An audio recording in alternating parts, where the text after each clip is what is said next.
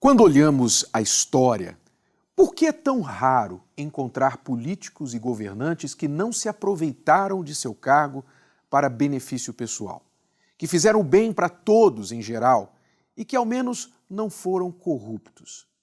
Bem, a história também nos traz algumas respostas. Na Bíblia, no livro de Juízes, existe uma parábola que se aplica muito aos dias de hoje. Ela conta o que aconteceu quando as árvores resolveram procurar um rei. Parábola é uma forma de explicar algo difícil de forma muito simples, através de um conto. Esta velha parábola das árvores explica algumas das razões principais por que o povo sofre debaixo da maioria dos governantes. Mas antes de contar a parábola, vamos entender o contexto da época, o que estava acontecendo naqueles dias. Gideão havia acabado de morrer. Ele foi um grande líder que libertou a nação de Israel das mãos de vários inimigos. Enquanto ele viveu, houve paz em toda a nação. Este fato sempre se repete: tal o líder, tal a nação. Aconteceu que, depois que Gideão morreu, um de seus filhos, Abimeleque, quis reinar no seu lugar. Quando ainda estava vivo, Gideão afirmou que nenhum de seus filhos reinaria sobre Israel. Ele queria que o povo seguisse a Deus como líder. Mas Abimeleque entendeu que o povo queria um líder que pudessem ver. Tomado de ambição pelo poder, este filho de Gideão, Abimeleque, queria o trono da nação só para ele. Só havia um problema. Gideão tinha muitos outros filhos. Então, vendo em seus irmãos potenciais concorrentes, Abimeleque armou uma cilada para eles e os matou a todos de uma só vez. Só um conseguiu escapar: Jotão, o filho caçula de Gideão. E foi ele, Jotão, que fez um alerta severo ao povo de Israel sobre o que estava prestes a acontecer se eles permitissem que Abimeleque reinasse.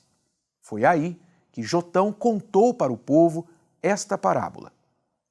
Uma vez, as árvores resolveram procurar um rei para elas. Então disseram à oliveira: seja o nosso rei.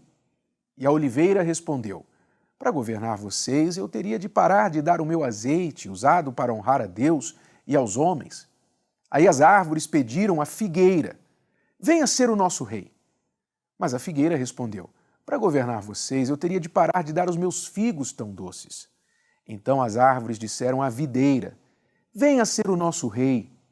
Mas a videira respondeu: para governar vocês, eu teria de parar de dar o meu vinho, que alegra a Deus e aos homens. Daí então todas as árvores foram pedir ao espinheiro: venha ser o nosso rei. E o espinheiro respondeu: se vocês querem mesmo me fazer o seu rei, venham, confiem em mim e fiquem debaixo da minha sombra. Se não fizerem isso, sairá fogo do espinheiro e queimará todas as árvores do Líbano. Algumas lições desta parábola para os nossos dias e as respostas às nossas perguntas são bem claras.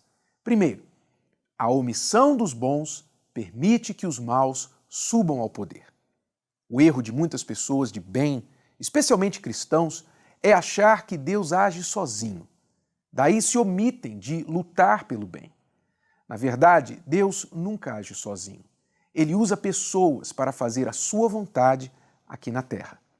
Segunda lição: quando não há boa opção de escolha entre os que querem governar, o povo acaba escolhendo a pior opção. É como na parábola: os que têm algo de bom para oferecer costumam se escusar dos cargos de governo e assim deixam espaço para os espinheiros ocuparem. Quantas vezes numa eleição você já teve de escolher o menos pior, quem vai espetar menos? Terceira lição: quando os maus governam, todos, bons e maus, gostando ou não, ficam debaixo da sua sombra, ou seja, da sua autoridade.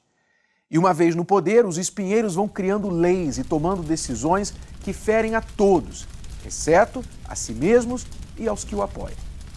A parábola das árvores reforça para todos nós uma velha lição. Não é a ação dos maus que destrói o mundo, e sim a falta de atitude dos bons. Como cristão, nunca se omita do processo de eleger os seus governantes.